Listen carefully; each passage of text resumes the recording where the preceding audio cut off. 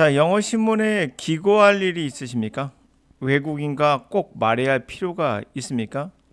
자, 결론부터 내리고 들어갈게요. 저를 이상한 취급할 수 있으나 결론은 영작을 가르치면 가짜입니다. 말할 필요도 없는데 말하기 가르치면 가짜예요. 일반적으로 우리나라에서 영어를 가르치는데 영작을 중요시 여긴다면 가짜고요. 그리고요, 말하기를 중요시 여기면 이분도 가짜예요. 아, 우리 교수님이 말씀하신데 상관없어요. 교수든 교수 할아버지든 하버드든 상관없어요. 왜 그럴까요? 그 이유는 아주 명확하게 설명할 수 있어요. 리스닝과 스피킹을 먼저 하는 것은 바로 원어민이에요. 원어민은 태어날 때 우리도 분명 리스닝과 스피킹을 하지 어린 나이에 리딩과 라이팅 먼저 시키진 않죠. 이게 된 다음에 자연스럽게 학생들에게 읽기 쓰기를 가르치거든요. 이게 원어민이 하는 방법이에요. 그래서 네 가지가 골고루 섞이는 형태가 나타나죠. 그러니까 영어를 잘한다는 것은 네 가지를 골고루 잘해야 된다는 것은 그냥 이상적인 이야기예요. 현실에서는 많이 힘들어요. 그럼 우리는 어떻습니까? 원어민이 아니라 외국어로서 배우는 경우는 어떤 경우도 스피킹과 라이팅, 그러니까 리스닝과 스피킹을 동시에 배울 수 없습니다. 이유는 뭘까요? 우리는 주변에 영어를 하는 사람이 없어요. 우리가 할 수 있는 것은 바로 이들과 반대예요.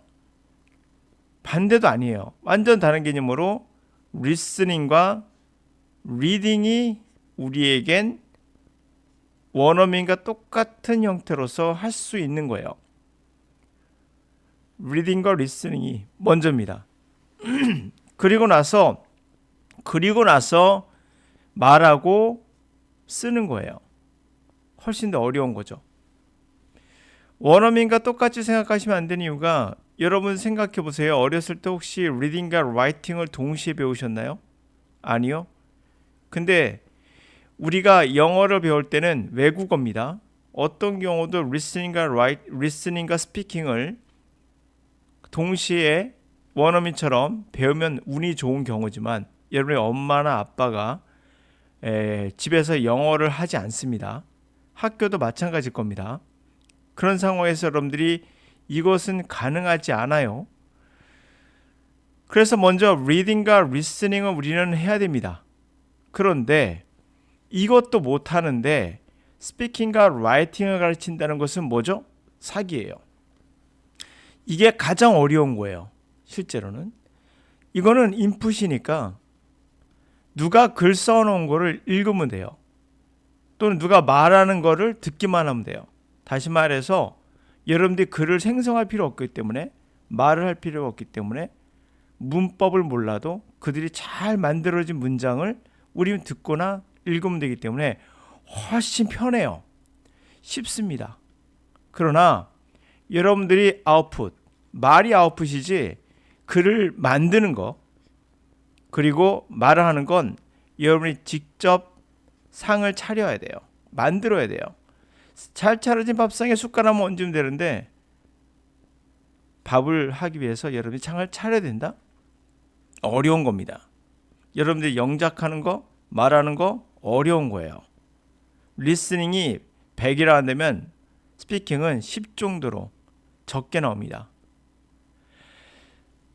원어민은요, 따라 하시면 안 되는 이유가 리스닝과 스피킹이 같이 이루어진 다음에 하는데 여러분들에게 만약에 원어민들에게 우리 아이들에게 한두 살도 안 된 말도 못하고 듣지도 못하는 애한테 야, 얘 리딩부터 가르쳐 라이팅부터 가르쳐 하면 이상한 거죠.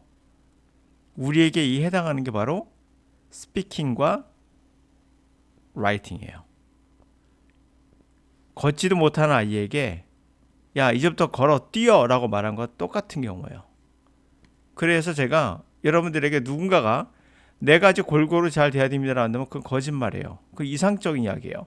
그럼 왜 한두 살 아이 영어 실적 배우기 국어를 실적 배우기 시작하는 아이 때부터 네 가지를 다 가르치지 그러세요? 이건 가르칠 필요가 없죠. 저절로 되는 거니까요. 우린 그게 안 된다는 거.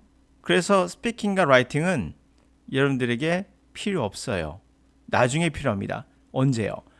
영자 신문에 기고할 일이 있을 때만 필요해요. 또 시험에서 영어를 쓰는 일이 있다면 필요하죠. 그런 경우는 리딩과 라이팅은 당연히 해야 됩니다. 필요하기 때문에. 두 번째, 외국인과 반드시 말해야 할 필요가 있나요? 없으면 스피킹은 필요 없어요. 영작을 그래서 가르치면 가짜예요. 말할 필요도 없는데 말하게 가르치면 가짜예요. 듣지도 못하는데 말하게 가르치면 가짜고요. 읽지도 못하는데 영작 가르치면 가짜예요.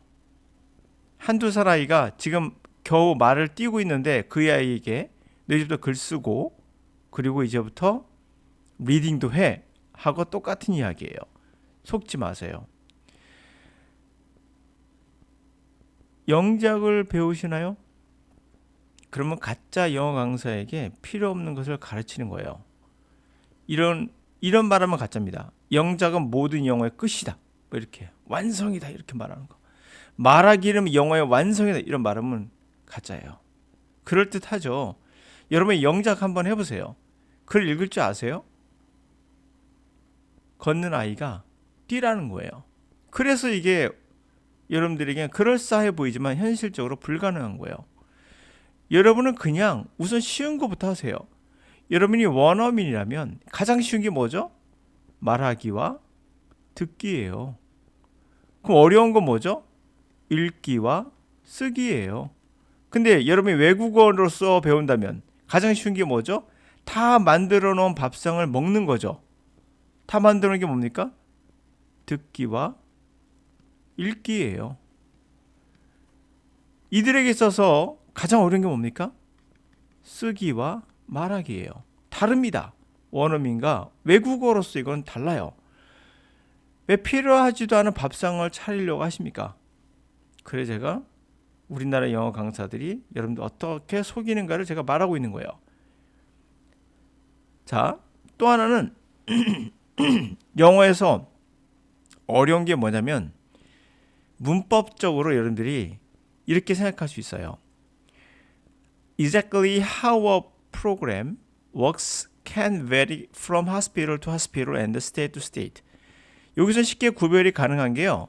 어가 붙었기 때문에 단수잖아요. works는 절대 하나의 단어가 될 수 없어요.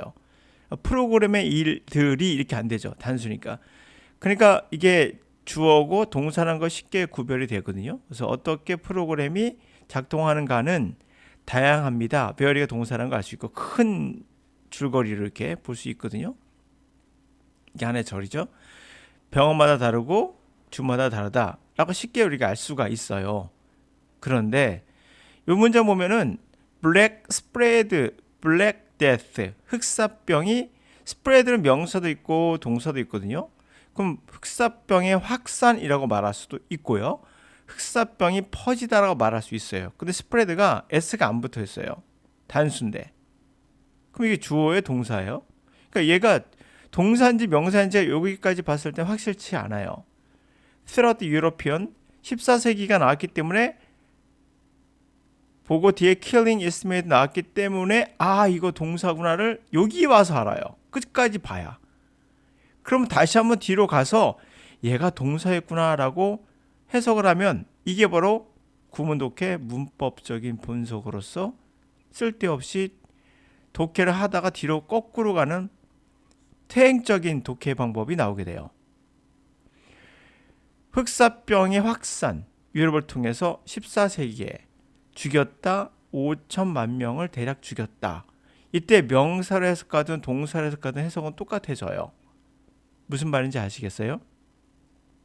물론 동사입니다. 여기서는 과거형이 spread예요. 그래서 s가 안 붙은 거거든요. 단수라 하더라도 과거형이기 때문에 그걸 알기 위해서 끝까지 봐야지 알 수 있다는 거예요.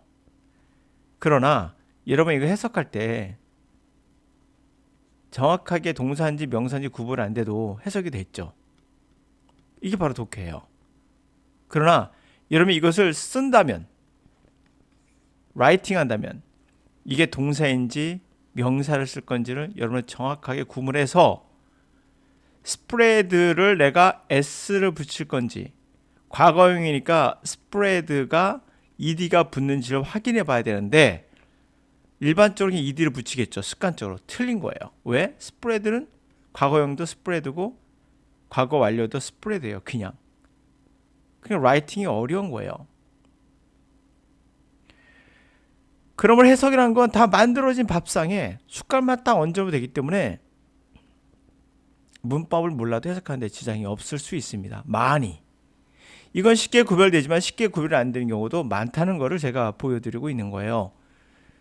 그러면 여러분들은 이제 아셨습니다. 뭘 알았습니까? 차려놓은 밥상에 내가 숟갈 얹어야지. 이게 가장 쉬운 거예요. 원어민은 그렇지 않아요. 말하기 듣기를 이미 하기 때문에 읽기 쓰기를 더 어려워하지만 우리는 이미 말하기 듣기를 할 수가 없는 상황이기 때문에 주변에 없기 때문에 듣기와 읽기가 훨씬 더 쉬워요. 차려놓은 밥상에 숟갈 얹는 거예요. 그냥 보셨지 알겠지만 어떻습니까? 영작을 하면 문장을 완벽하게 알기 때문에 여러분들 독해에 도움이 된다. 영작과 독해는 별개예요.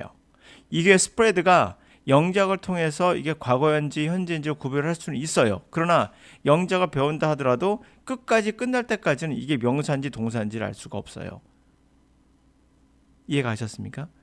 그러므로 영작과 리딩과는 별개이며 도움이 안 된다는 얘기는 아니에요. 그러나 완벽한 별개라 봐도 좋아요. 리스닝과 스피킹은 때로는 별개일 수 있어요. 여러분들 차려놓은 밥상만 먹으면 됩니다. 그래서 결론. 우리나라와 미국의 우리나라 사람들의 착각하는 거, 교수들도 착각하는 거. 원어민은 리스닝과 스피킹을 먼저 배운다. 그럼 우리도 그래야 된다. 그러면 좋아요. 그럴 수 없죠. 환경상. 그러면 우리에게 스피킹과 라이팅 같은 원어민에게 리딩과 라이팅 같은 것을 먼저 가르칠 것인가? 말도 안 되는 이야기죠. 여러분 1살, 2살 먹은 어린아이에게 이제 글 쓰자, 말하지 마, 글 쓰자, 듣지 마, 너 읽지 마, 글 써, 그리고 너 말해, 듣지는 마, 말해. 말이 안 되죠. 여러분 다시 갈게요. 뭐라고요? 여러분 한국말하는 1~2살 아이 겨우 말띠까 말까 애한테 그렇게 한번 해보세요. 이제부터 말해. 듣지는 마. 말하는 게 완성이야. 그리고 장문해. 읽지 마. 이게 완성이니까.